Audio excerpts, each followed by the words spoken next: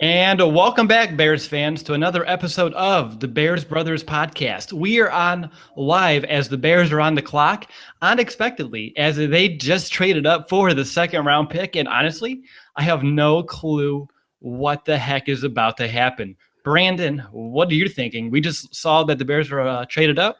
What do you think it can be? Um, if they're going to go defense, I think it's going to be Solomon Thomas because John Fox has said that the best pass defense is good pass rush. So that's what my mindset is. But at the same time, I mean Jamal Adams is still on the board still. So I just don't know. I don't know if you trade up for Jamal Adams, though. I can see you possibly trading up I for don't think Solomon you do, Thomas. but I would assume that defense is the number one concern at this point. So that's just why I threw it out there. Correct. I just saw here on Twitter from Jay Glazer. He said it should be for Solomon Thomas. So it looks like Solomon Thomas may, in fact, be a Bear. Nick, you look perplexed. What's up? What are you thinking? Wow. Wow. It's weird that they trade up to just get him, but I guess, no, if this is a pick, it's a pretty safe pick with Solomon Thomas. He obviously will solidify the edge opposite of Akeem Hicks, but this is a big surprise. I was not expecting to go on the clock at, the number 2 pick in the NFL draft right now. And I am a minute late watching on my phone, so whatever reaction you guys have, I'll base off of you guys. Honestly, all right, so we're down to 3:50 here on the clock, and we still don't have a pick, so nothing's official. But when you move up for, say, if they did move up for Solomon Thomas, do you agree with that? Because first you have to wonder what we gave up to move up a spot. Exactly, because we need a bunch of picks right now. Correct. And to move up for Thomas, who I thought could have actually ended up being there anyway at number 3, unless they got word that the 49ers were going to draft him. If not, I don't know. I figured Jonathan Allen wouldn't have been a bad backup plan if that would have been the case. But that said, Brandon, any other further thoughts as we sit here waiting? We're down 3 minutes left on the Bears clock. Goodness. It just, the more we think about it, it comes down to Solomon Thomas. Because he was projected to go number 2 to the 49ers. So, I mean, that just makes sense. But we also didn't expect this with Leonard Floyd last year either. So that's a good point then. Back-to-back years, Ryan Pace is being aggressive in terms of his first-round drafting. So it's something, at least I admire it. But right now, I don't know if I agree with this because I think you would have gotten a quality player at 2. This whole time I thought we were going to be trading back to get picks. Unless, and we still have 2 minutes and 45 seconds. What if they traded up to trade back? Oh, they could be doing that, actually. That actually, no. I mean, who actually knows what the Bears are going to do, right? I mean, we don't even know if Solomon Thomas is the guy that they're going to draft right now. We know Ryan Pace wants to get a quarterback, but do you trade up? And I don't. No, exactly. Unless you really like one of the guys, which, frankly, none of them are worth a number 2, in my opinion. No, not at all. My God, guys. So I just saw from Aaron Lemming what the Bears gave up here. And to get this pick, to move up one spot, the Bears traded away, of course, their third, one of their 4th-round picks this year, plus a 2018 pick. So we've given up. Did he say what round? We have 2018. I do not see a round yet for the 2018 pick. That's ridiculous. That is ridiculous. And if it's just for Solomon Thomas, then I am not happy with what Ryan Pace is just about to do. If this is Thomas, to give up that much to go get one guy when you have so many holes on your team and you need as much draft picks as you possibly can have. Oh. Yeah, the pick is in, guys. Haven't seen who it is, but the pick is in. So the Bears are going to pick here at number 2. So if it is Solomon Thomas, the thing that I would like to note here, if you use the NFL.com draft tracker or their draft profiles, Solomon Thomas is the second highest graded person behind Myles Garrett. But that said, I don't know if he was worth getting up because you still had Jonathan Allen, who had the same grade. Jamal Adams and Malik Hooker were right below them in terms of grade. So that said, this is a ballsy move by Ryan Pace, no matter who it is. And time's going to tell if it plays out or not. But right now, I am just beyond shocked. So he just must really like this guy. That's all I can really come up with. What really blows my mind is earlier this week, he said there were 3 guys that they felt comfortable with at number 3. And even if the 49ers would have taken one and the other one was perhaps Myles Garrett, then that leaves at least one of them there at 3. So I don't know what you're going for here unless that's the number 1 guy in your board still and you wanted to go get him. But Goodell is stepping up to the podium, guys. So I will let you know as soon as it comes through. He's saying right now at the second pick of the 2017 NFL Draft, the Chicago Bears select What? Mitchell Trubisky, the quarterback out of North Carolina. Guys, we just drafted a quarterback and moved up for one. Holy crap! Look at Nick. Nick, what do you think? Nick, I'm shocked. I am shocked right now to hear Mitch Trubisky going number 2 to the Chicago Bears. Oh man, wow. I guess, wow, we were all wrong in who. Yeah, we were. There was no one. This is on the left field. Nick, you had the position right. I had the position right, but I didn't think maybe. I know the Browns. Oh gosh, I have no idea. I'm lost for words right now that we got Mitch Trubisky. I mean, look, he's not starting this season. You would hope, you would think. Well, with Mike Glenn, no, there's no way. Wow, I did not expect that whatsoever, you guys. What's your reaction, Will? What are you thinking right now? Well, I was sending out another tweet to let people know to get here right now so we can talk about this. But honestly, Mitch Trubisky, gosh, I mean, he is regarded as the best quarterback perhaps in this class. I get that. We just got Glennon, so yes, he's going to have to sit and have some time to develop, which is good. On top of that, we did say on our mock draft show, guys, that if Ryan Pace had a number 1 quarterback and had a plan to go get him, then we would trust him. So I think we have to trust him. That said, Brandon, you can totally disagree with me. What are your thoughts on this pick? I know you weren't hoping the Bears went for a quarterback until possibly round 3 or 4. So I'm sure your whole mind is entirely blown, right? Yeah, that's a fair statement. I definitely didn't think it would be Trubisky. He definitely wasn't one of the guys I was hating on, but he wasn't a guy that I loved either. He just doesn't do a whole lot for me. I don't know why he couldn't start over the guy he was the backup to in 2015. In 2016, he played well, but that's only 1 year of experience. So I guess he'll have another year to sit under the NFL under Mike Glennon because we've already established that this is Glennon's team, but I just don't understand why we gave up so much for a guy with 1 year starting experience. Yeah, no, I totally agree 100%. But that said, let's go back 2 years ago, guys, to the 2015 draft, and we drafted Kevin White with that 1 year of experience at West Virginia. So it's nothing that Pace is shy about. But I understand where you're getting at there, Brandon. But Nick, can we go to you real quick? I know you did a scouting report on him a few months ago. So tell Bears fans, what kind of quarterback are they getting with Mitch Trubisky? What are some of his strengths? What are some of his weaknesses? Yeah, I really liked him too when I was scouting him. I mean, even though he only had a year of experience, he looked like he was a guy that could have been like a 3-year starter. He didn't have a lot of turnovers. He was, efficient. He has to work on the deep ball. That's one of his things that he has to work on. He's mobile outside the pocket, not like a Deshaun Watson or, more mobile, not as mobile as that, but he's efficient on the run. He knows how to throw the out routes, really good at throwing the out routes. But, with a year of experience, I mean, he did impress me. But like you said, that he's not expected to start this season. So I guess if Ryan Pace, this is the guy that Ryan Pace liked. He knows he's not going to start this upcoming season. I guess I trust Ryan Pace. If this is the guy, obviously it is, but it's just a shock, honestly. To be clear, honest, I didn't think we'd give up that much to go get. Well, if he's our franchise quarterback, I mean, it doesn't matter what you give up. If this is going to be the guy that's going to be, playing 8 to 10 years from now, but right.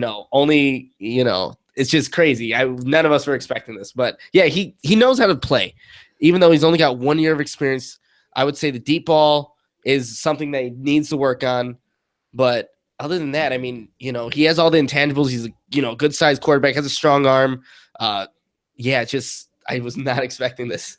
All right. So just doing some quick research here on Mitch.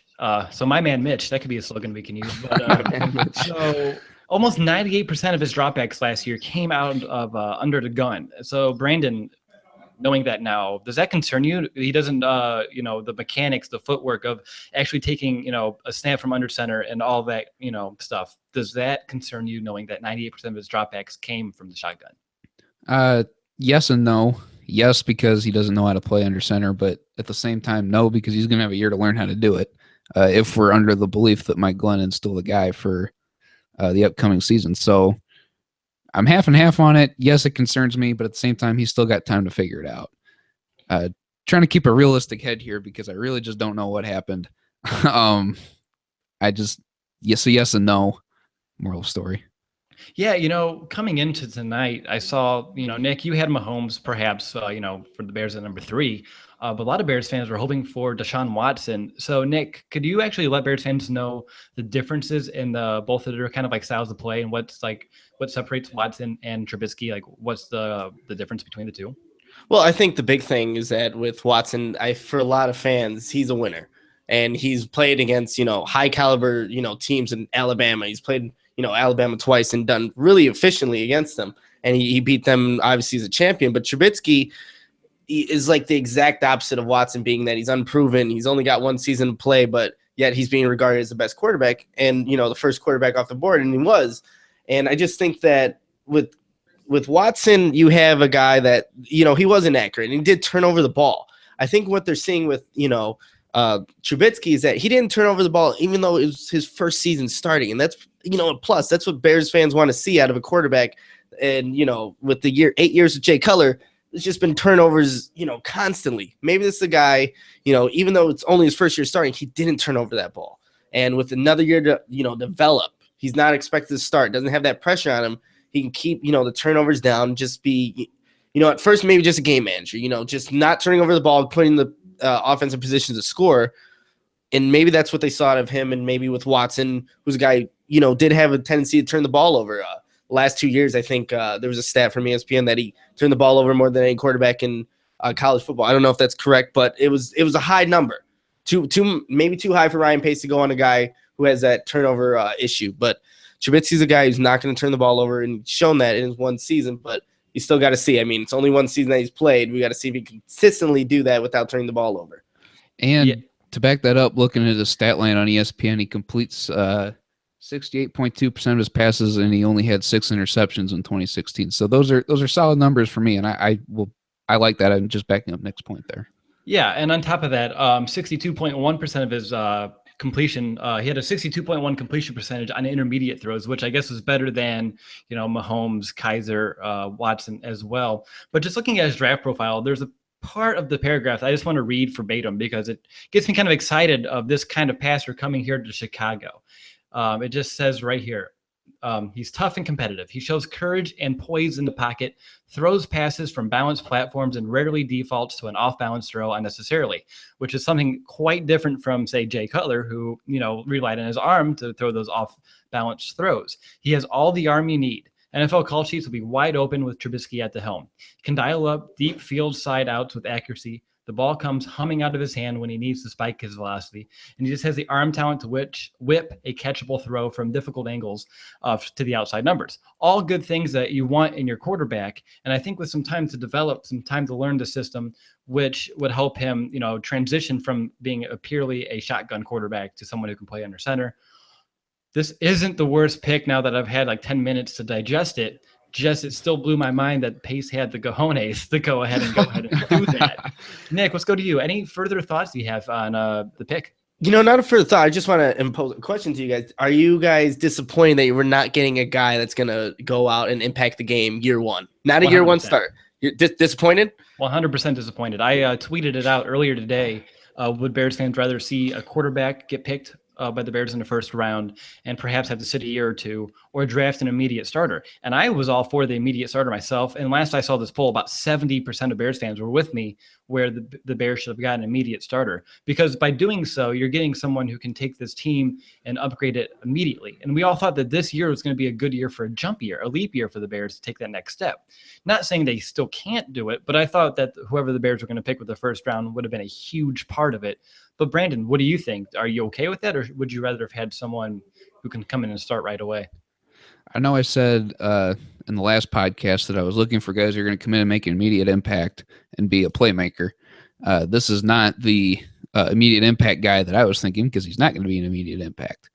That being said, I've also said towards the end of last season that we're still kind of 2-3 years out. Maybe this is one of those pieces that puts us there 2-3 years out. And I know that's not what Bears fans want to hear, but coming from the most patient Bears fan, I think that there is. I'm okay with it for now that I've had some time to digest it and looking through some of his stat lines and reading other things about him. So I think I'm not disappointed that they didn't get an immediate impact player. I'm just kind of meh. at the moment. I think that the fact that the Bears pretty much gave up the world for him is what's kind of Right. scary, considering, with Jay Cutler, we kind of did the same thing, kind of mortgaging our future a little bit by giving up some first-round picks, which really hindered the development of the team around him. And no, we're not giving up the same amount of picks or as high as draft picks, but as a team who's rebuilding as much as the Bears have, each and every pick is vital. And I thought, by how much they gave up is might be a little much. But again, 4, 5, 6 years from now, we're all going to find out. There are a few quotes, guys, if you want to hear some quotes from our new, I'm presuming, backup quarterback now for at least a little while. So he's from Larry Mayer. He told ESPN, Trubisky told ESPN, a quote, "It was crazy. I knew I was going to end up where I was meant to be, and I was meant to be in Chicago." So, I mean, that's okay. Right? I don't know what to say besides, all right, that makes sense. He continued, "I'm just so thankful for an organization like Chicago to come and get me. It shows that they believe in me," which is the same exact sentiment that's been throughout all the free agent signings, how much they believe that the Bears actually believe in them, which I really do like about this organization right now. And he added, "I can't wait to get to work, and I'm going to give it absolutely everything I got for them." So Mitch Trubisky coming in, giving it everything. I don't, if he would have came in, I'm just going to give him 60%. I think we probably would have just quit the show and figured out something else to do with our lives. But it's interesting though. Trubisky said he didn't have like a private workout with the Bears, and earlier in the year or earlier in the month, he was like, I did have a private workout. And then a couple days ago, someone asked him, "Hey, did you ever have a private meeting with the Bears?" He's like, "No."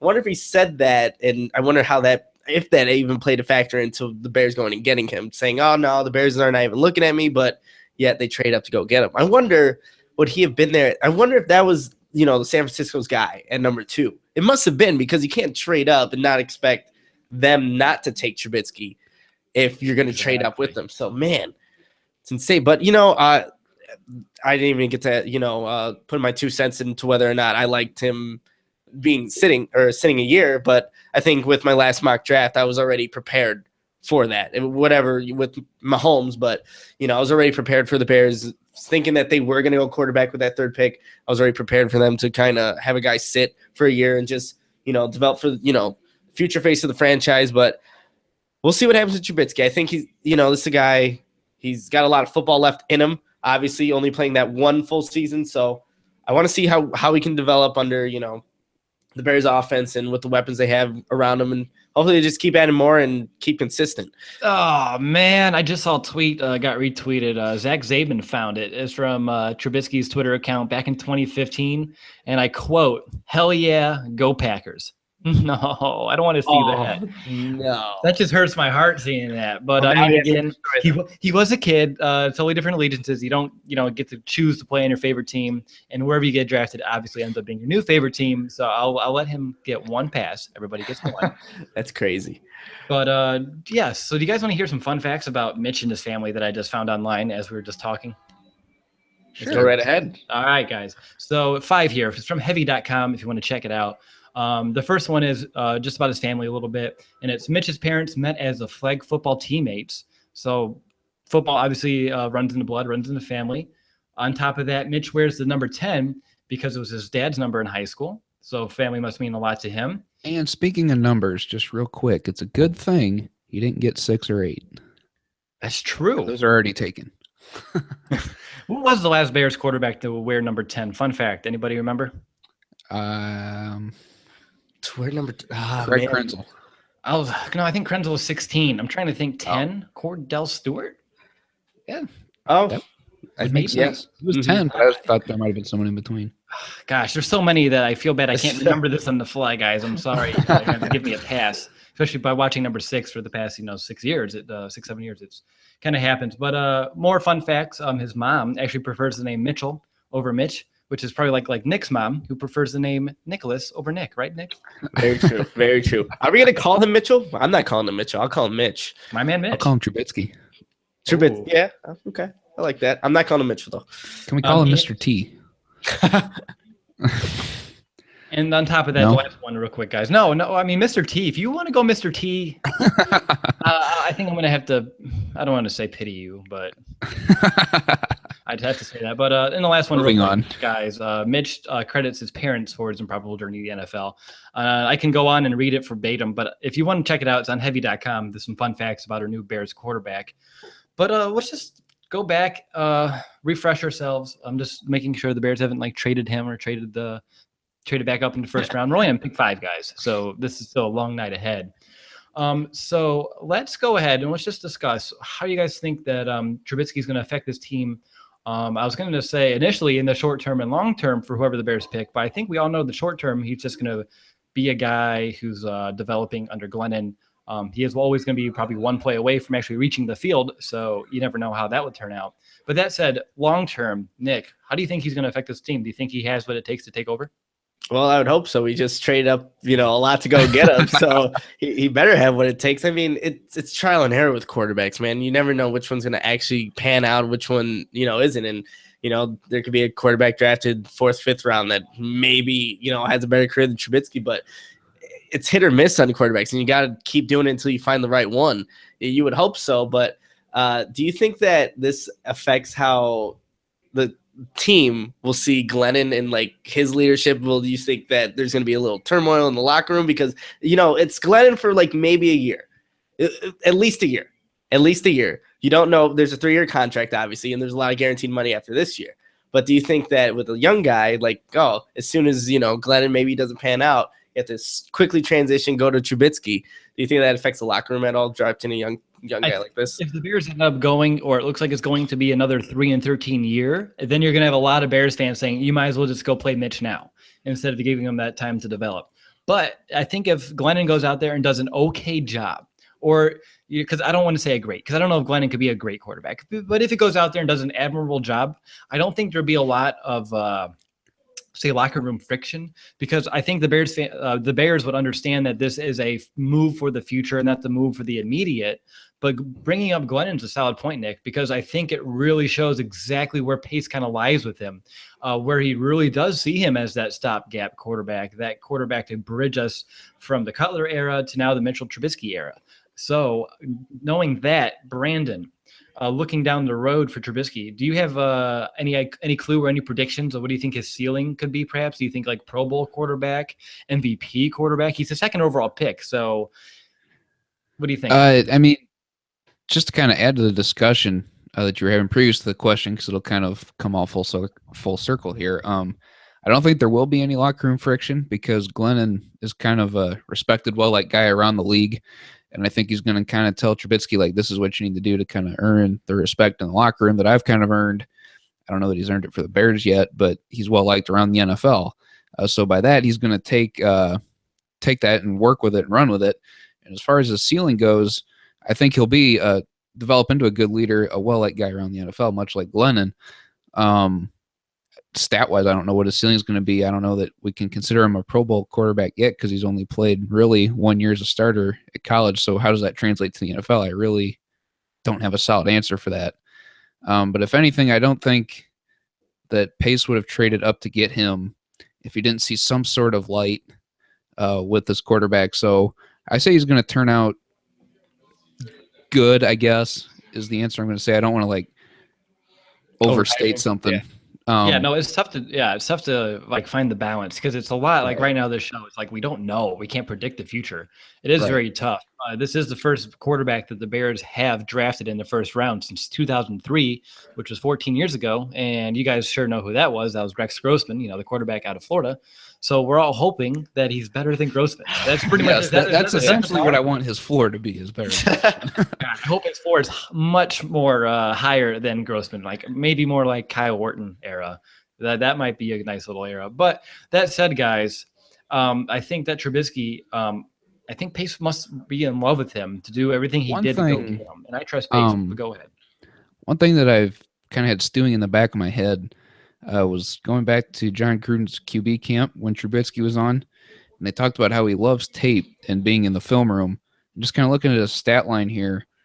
Against Pittsburgh, he completed 76.1% of his passes. Then Florida State, he had 81.6%. And then against Virginia Tech, he dropped, completed 13 of 33. So 39.4% of his passes were completed for 58 yards, and then turns around and fixed it and completed over 70% for the next 2 games. So something tells me he knows how to fix problems that he has. Or maybe Virginia Tech was just a tough opponent. Maybe he didn't. I think that was the game where there was like really, really bad weather conditions, and like both teams are really struggling. But yeah, I mean, Virginia Tech put up 34 points. So yeah, they somehow figured out. They figured out how to maneuver the conditions. But yeah, no, it proves your point. He did come back the next week and fixed his issues that he did have. But I can just see this happening throughout the course of the season. Glennon's kind of struggling. Can't you just hear the crowd at Soldier Field just 100%. Chanting Mitch or, just Mitch, something Mitch, like that. And for, a starting quarterback like Glennon, who, has already been booed at the Wrigley Field. He's been booed at United Center for a Bulls game. That can't be I don't know. As Mike, Glennon coming in, I don't think you have much confidence now. I don't know if you have as much confidence as you did before, they trade up to number 2 to get Mitch Trubisky now. You got booed by, fans at Wrigley Field, booed at, United Center. Now you're basically the stopgap guy. It really, for Glennon, is a call for adversity, and how he steps up will be interesting because this isn't the first time that's happened to him either. Exactly. When Jameis got drafted by Tampa. So true. Now he's kind of in the same spot, so it'll be interesting to see how he changes, if he changes at all. So going through, I've seen 2 different comparisons for Mitchell Trubisky. Which one would you rather have and why? And Nick, you're going to go first. You see Ryan Tannehill and Matt Stafford. Go. Oh, man. Well, I don't want Tannehill hasn't done anything. I want to say I want Stafford. Stafford has more upside. Right, yeah, Tannehill is just he's still a young guy. I mean, he hasn't done. I would want Stafford. He has a lot of arm talent. Just I think his teams have really failed him, and we see what Stafford can do. He puts up numbers. He was an MVP an MVP candidate last year until he kind of fell off. But yeah, I would definitely take the Stafford. So did you see that, though, while you're watching your tape, like a little bit how he kind of compares to Stafford, at least, Nick? Well, I mean, I would say that Stafford has a way better, deep ball than, Trubisky does. But again, Trubisky hasn't had a lot of time playing. He's had that one season starting, but, and the accuracy and the timing of routes, especially the out route, which I love that. Watching him throw the out routes, move the chains, which is very important. He is definitely on the money with those throws. But, give him time to develop, which he's going to have, with the Bears, with, Glennon starting, there's a high ceiling for him. There is a high ceiling for him. I just don't want to go out on a limb and say what that ceiling could be because, he hasn't had a lot of time playing. Yeah, you're right. And, thinking about Mitch and like some things that he really needs to work on, I really think you kind of mentioned it's going to be his deep ball a little bit. He's pretty good at those intermediate passes. But on top of that, he just needs to establish like more consistency, what I see here in his mechanics. There are some plays where he looks great and has very sound mechanics, but there's other plays where things kind of fall apart, that his mechanics kind of like fall by the wayside. On top of that, I think he just needs to work a little bit more on ball placement. He was pretty accurate there in North Carolina, but obviously coming into the NFL, you have to be on point with all your passes, or else it's going to easily be picked off because the level of competition is just raised dramatically. But other than that, I'm just curious to see how he's going to transfer over from that spread offense over to an NFL offense. But the good thing is, as of right now, I think with Dow Loggins, he knows how to create schemes that fit each of his quarterbacks the best. As we saw last year with, we had Cutler, Hoyer, and Barkley. Each and every time that we had to switch out the quarterback, he was able to change up the system, change up the scheme. And I think that's something that if Dow's still here by the time that Trubisky takes over, I think that'll be good, especially given the time where they can sit back and think about it over the long haul. Because they don't have to figure it out this year. But give it a year, give it 2 years to come up with a really strong offensive plan of attack to go out there and win some ball games with number 10. I'm assuming that'll be his number at the helm. But Brandon, any other thoughts here on the Bears' new quarterback? Reading his draft profile, just the last couple sentences are about his pocket awareness, which the Bears' offensive line isn't the greatest in the NFL, but it turned into pretty solid by the end of the year. And as long as they can keep that up, that's something that Trubisky will have plenty of time to work on, feeling the pressure, knowing when to move up and down in the pocket. And I think as long as the Bears can keep a solid offensive line in front of him, he will not have to struggle with that as much as the report here says he does.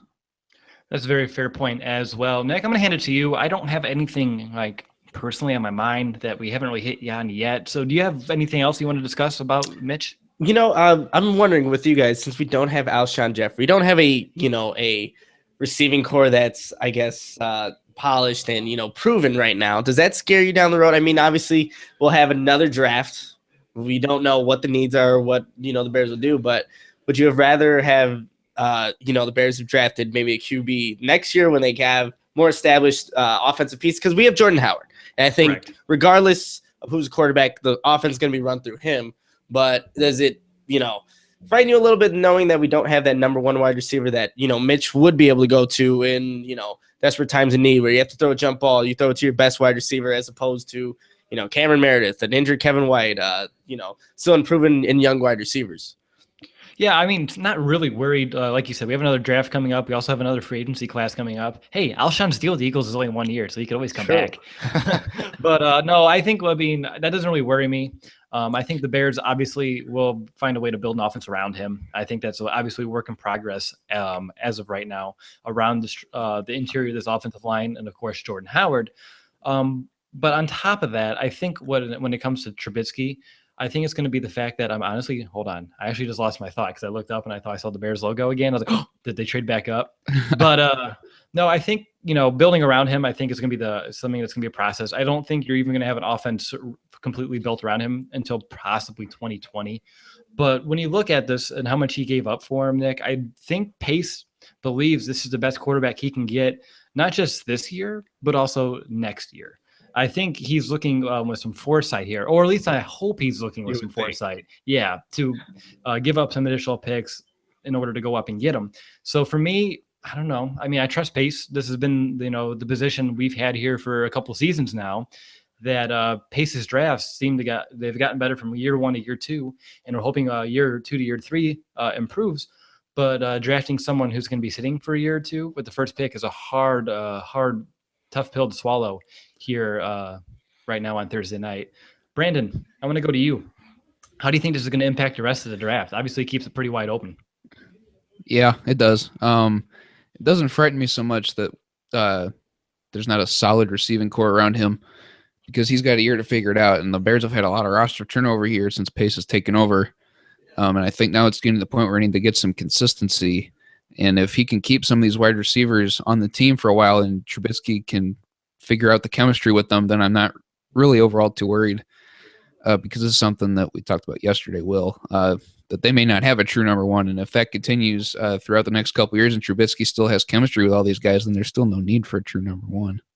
Yeah, I agree. No, that's a very valid point.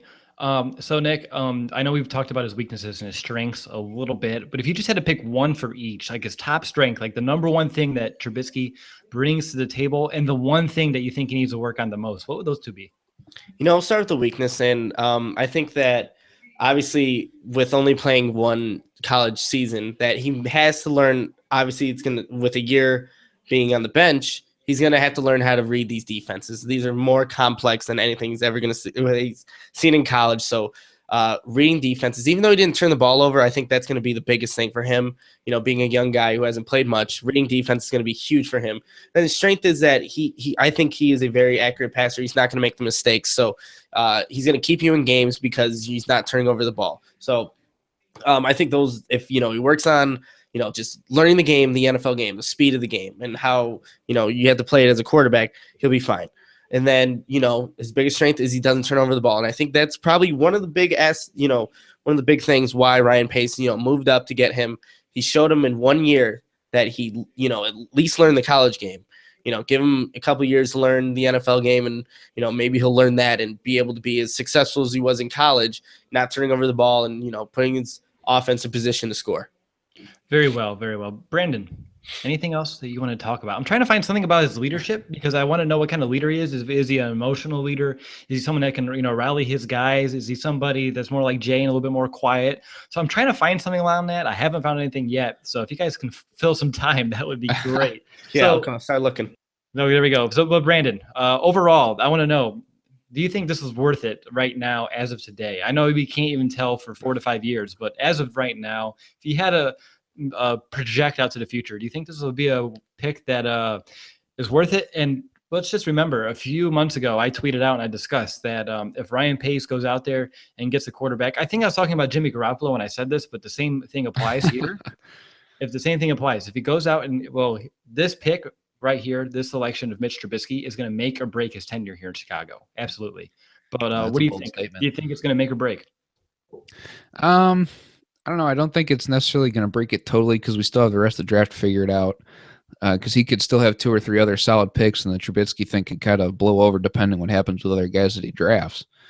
Because last year, I mean, we didn't expect Jordan Howard, and he turned out to be a stud. I didn't like the Leonard Floyd selection last year, but he turned out to be okay. So that's why I kind of still have faith with the Trubisky thing. I just definitely didn't think we'd be sitting here talking about Trubisky. I'm still like in shock about that. And it's been, what, 20 minutes now? Something like that. I did find something about an AFC scout, what he had to say about Trubisky. He's like, my main concern is the inexperience, obviously, and his leadership skills. I don't know if he has the it factor. I've never really seen him display any emotion or rally his guys when I've been at games. That is obviously not something we want to see. Honestly, when I think of like a quarterback, I think of a guy that's going to, I look at Tom Brady. Tom Brady's like the prototypical. You want that guy who's going to fire up your guys, who shows that emotion. We haven't had that in Chicago. We haven't. And, with Jay Cutler, he's kind of showed the opposite of those, good emotions that you want to see on the sidelines. But there were times where he did pump up his teammates and, congratulate them. But this is one scout, and then there's probably another scout saying exactly the opposite of this AFC scout. So, people are just nitpicking. I want to see what he is like. And I guess, we'll be able to see that in preseason. And we'll see with that second unit. That's what I'm excited for. That's going to be exciting. I watch every preseason game all the way to the end, but now there's just more of an incentive to do that, especially with, a young quarterback like Mitch Trubisky. I have a question for you guys real quick. I ran across a grade. I'm curious to know if you were to give it an initial grade, what would it be? Ooh, right now? Right now. B, just considering how much they gave up for him. I mean, what'd you say, D? No, B as in boy. B as in Bears, I guess B, I should okay. say. Okay, yeah. B as in You're Bears. Maybe a B minus, just because we just gave up a little bit more, and I think he would have been there at 3, perhaps. I mean, I don't know. I wasn't in the draft room or anything. But that said, I don't know if this was worth everything we did, because it's still a huge gamble. Quarterbacks in the top 5 seem to go 50-50 as well. Yep. Well, I guess any quarterback pick for that said. But what about you, Nick? What would you grade this? This is tough. What do you remember what exactly we gave up? Well, I know the 2018 pick we haven't established, but do you remember what it was? It was a 3rd round pick this year, correct? Or 4th this year. Specifically, the Bears gave up number 67 and number 111 overall. Oh, shoot. I thought it was the one of the 4th. And I see this a 3rd round pick in 2018.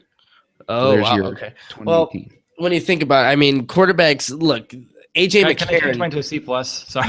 I forgot. Yeah, I didn't see we gave up the 3rd and the 4th this year, because that's having 3 picks in the top 67 was something I was really banking on to build up this roster. So I'm changing mine to a C+ until you prove me otherwise. But go ahead, Nick. I mean, look at AJ McCarron. They're expecting a 1st round pick just for him. Quarterbacks, you have to give up a lot to get, your guy. And if, Pace thinks this is him, and he could be the guy, like I said, years down the road, I'll give it a B. If this is going to finally, solidify the quarterback position for the Bears, I'm good with that, because if you have a quarterback, you can be competitive. You look, I'm going to bring him up again. You look up the Green Bay Packers. That's not a very good football team. 3 for 3. I know. I'm sorry, but it's not. Without Aaron Rodgers, they are not a good football team. But not comparing Trubisky to Aaron Rodgers by any means. But if you have a quarterback, you can compete. And if Trubisky is the guy, the Bears can be competitive. Their defense is on the uprise. They have Jordan Howard. They're gonna obviously, put more weapons around Trubisky, and the offense will be able to, gain chemistry. So I don't know if I would say the defense is still on the uprise by the time he takes over, though. Jarrell Freeman's on the wrong side of 30, and he's the current anchor. And then we have Trevathan's injury problem. So then inside linebacker might become an issue. Kwiatkowski, though. We still, on the uprise. You have Leonard Floyd, Akeem Hicks. I think they're on the uprise. They have to address the secondary, no doubt about it. But I mean, I think this is like maybe not next year, obviously, not this upcoming season. But Glennon doesn't perform.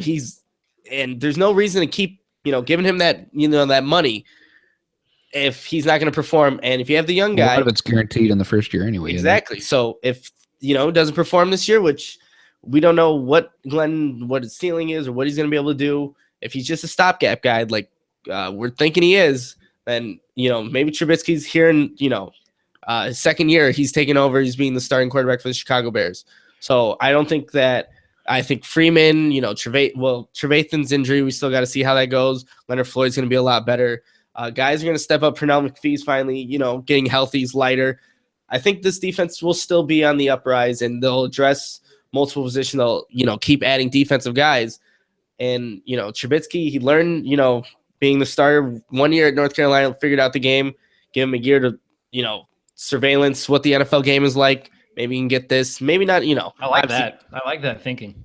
Yeah, so, I mean, we'll see what happens. But, yeah, I think that Trubisky, he's going to be on the field sooner than I would say 2 years. 2 years. That makes sense. I just want to point out real quick. I just saw from Kevin Fishbane that he tweeted out that apparently if Trubisky actually does sit this entire rookie season, he'll be the first top 5 quarterback to sit as a rookie in 13 years. So the first quarterback in 13 years who was drafted within the top 5 to sit his entire rookie season. So that time to develop. Go ahead. It's not a bad time to develop, because something that we've already talked about, Will, multiple times, even before we started doing the Bears Brothers, was getting a quarterback and letting him develop for 2 or 3 years. I mean, now in today's game, you can't do that. So he'll play next year, under the assumption he will anyway. So I'm okay with it. I'm actually giving it a B minus, C plus, kind of with you, borderline there, CB range, just because of the year to develop, and then we don't know what he could do after that. He had some good talent in North Carolina, obviously, and Ryan Pace sees something in him. But the grade that I ran across on CBS was Pete Briscoe giving it a D. Would you go that low? Oh, no, you don't go that low. I mean, I didn't think so either. Yeah, I mean, if this is your quarterback, you do what you got to do to go get him. I don't even know if I gave a grade when I was talking. I just kept on talking. I gave it a B. But yeah, no, I wouldn't give it a D. I mean, yes, you gave up a lot to get him, but it's not like this is the most important position of football. This is what can make or break your season, or make or break your franchise. And if he can be the guy that they think he can be, then it changes the entire game for the Chicago Bears. They can finally become competitive, have that guy, because we have gone through too many quarterbacks where we've had great defenses in the past, but our quarterbacks have just not played up to the level to keep us in games or win games, to be that game, changer. This guy could finally be it. He could be. So speaking of the couldness factor, I want to know how much we gave up for him. I want to know your guys' opinion on what does he have to do to be worth everything that we just gave up for him, worth the second overall pick, worth the trading away our third round and a fourth, and the fourth next year. What kind of career does he need to have in order? Because like I just said a few minutes ago, I think this is the move that's going to make or break Ryan Pace's tenure here in Chicago. I think it does give him now some buffer time where he's like, hey, now you guys have to give me 2 to 3 years. And then that way they can figure out what Trubisky can do, because you can't fire the GM until you know what kind of quarterback that he drafted here in the first round. So I think he bought himself some time if he was on any sort of hot seat, which I don't think he was. But what kind of career do you think he need to have to make worthwhile how much we just gave up for him, Nick? What do you think? I think he's got to be a guy that is, someone who's going to be consistently in the Pro Bowl, a Pro Bowl quarterback. And hopefully that means some of the years that he's not in the Pro Bowl is because he's playing, the Super Bowl, obviously. But yeah.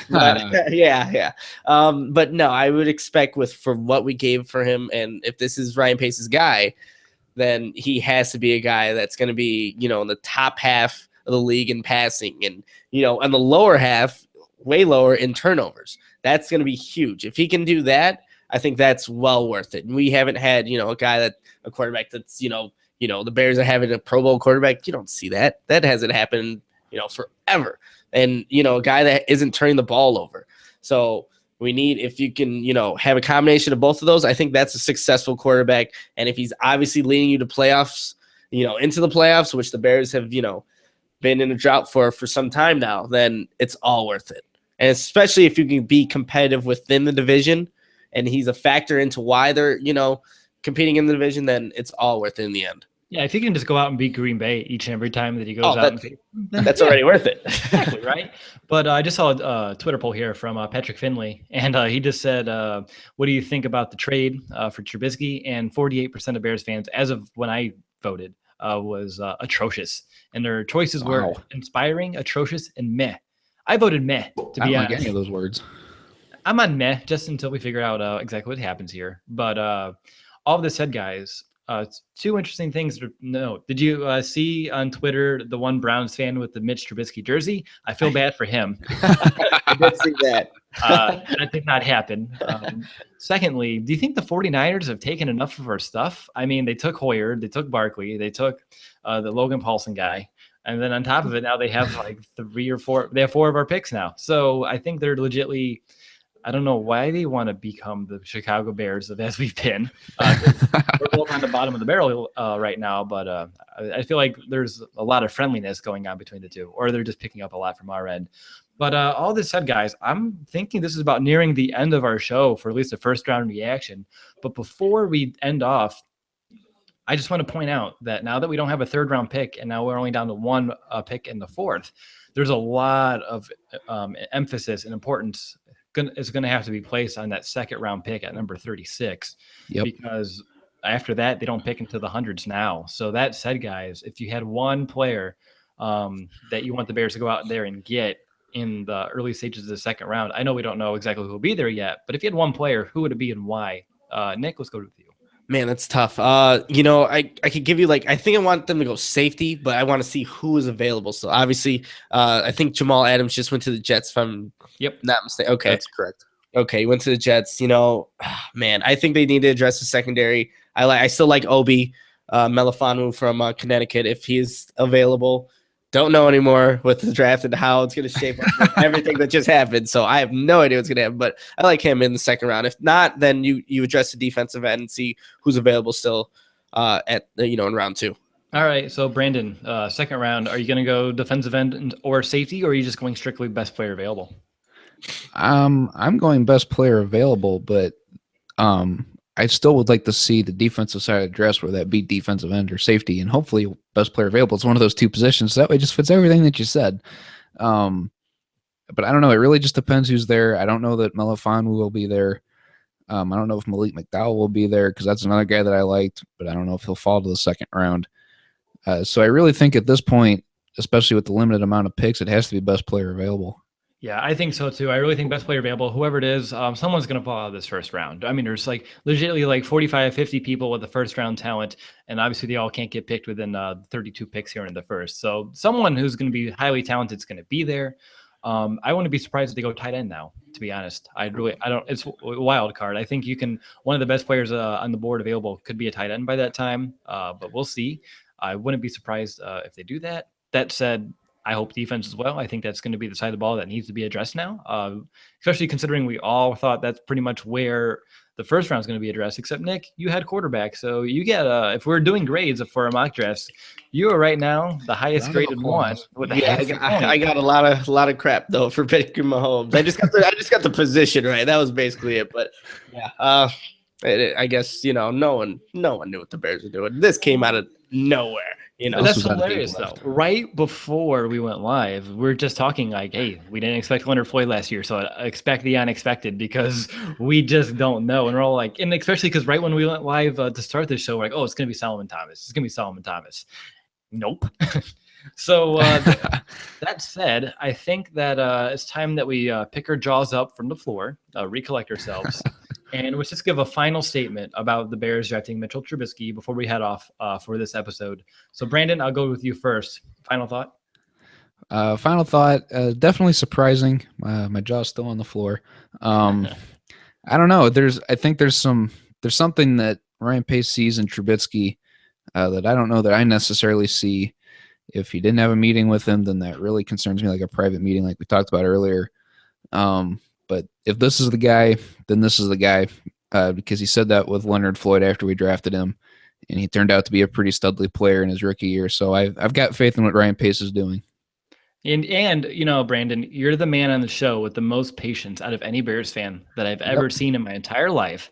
So out of anybody, I think you're the one who can handle this the most. So Yep. I'm going to let you stew on that, and we'll come back to this question in about 2 years by the time that you have your answer. But Nick, let's swing it over to you. Final thoughts on the trade, the quarterback situation, the Bears draft as a whole. What are you thinking? I'm optimistic. I think that, Pace, he was aggressive. He's been aggressive the last 2 years and, showed it here. He went and addressed the biggest, the most important position on his football team. And he's looking for the future, and he obviously thinks that this is the guy that is going to turn the Bears organization around. I'm good with that. I know what we gave up for him.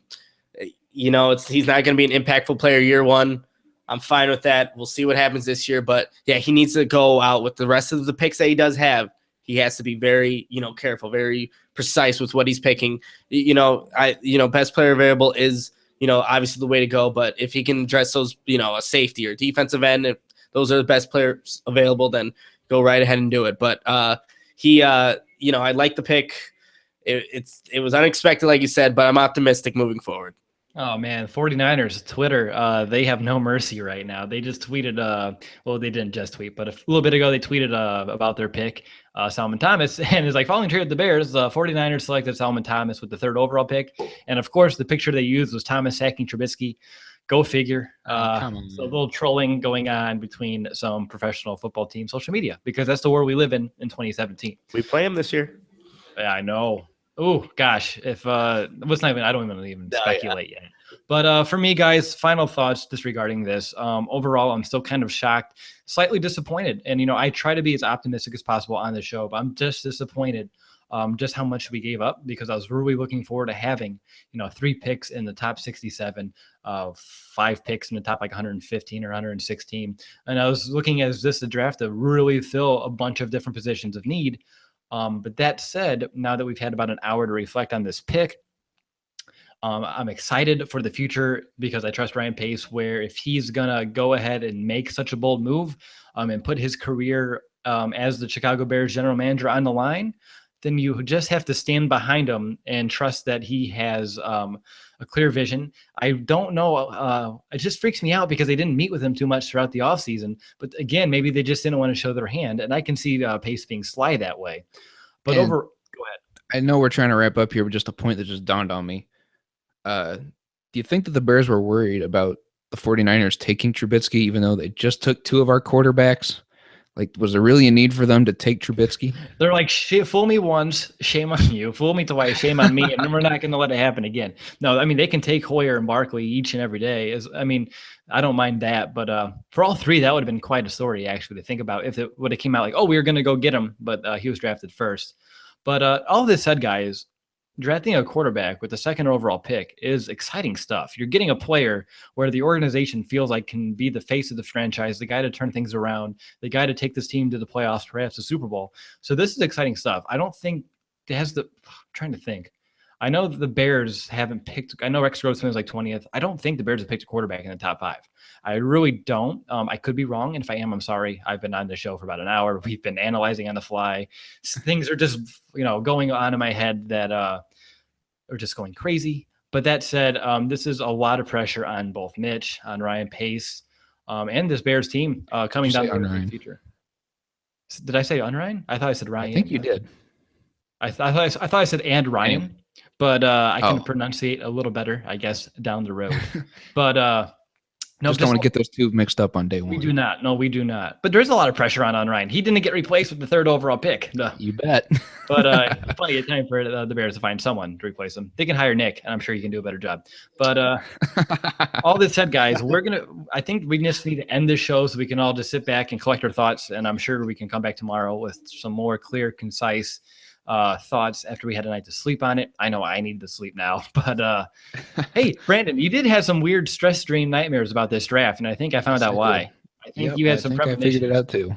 I think you had some premonitions that the Bears are going to make some bold move that are going to piss off a lot of Bears fans, freak out some other Bears fans, and have some other Bears fans feeling pretty optimistic. I think this is going to divide us, which it seems like this is a fan base that gets divided by each and everything, which if you're watching live, try not to let it divide you. We can all have our differing opinions, but we don't have any say at what happened. So let's just enjoy the team that we're given and go on from there. But that said, let's just call this an episode. I want to thank you all for watching live. There's a tremendous amount of you tonight. So that was purely awesome to see those live numbers tonight. We really appreciate it for sure. Or if you're listening to the podcast as well, thank you so much. We appreciate each and every one of you. But that said, we're going to be back tomorrow. We're not taking any time off. We're going to be back tomorrow after the third round because there's just so much flip-flop where the Bears could perhaps trade back in, especially if Ryan Pace is going to be as trade happy as he was tonight. So we're going to be back after the third round to analyze whoever does the Bears pick right now, currently with their only pick tomorrow with the 36th pick. But who knows? They might find a way to trade back in and get an extra pick or two. But we'll be back doing the same thing, instant analysis of whoever it is that the Bears pick tomorrow. And we'll be doing the same thing on Saturday. But until then, take care. Go buy yourself a Mitch Trubisky jersey if you're feeling ballsy, and bear down, Chicago.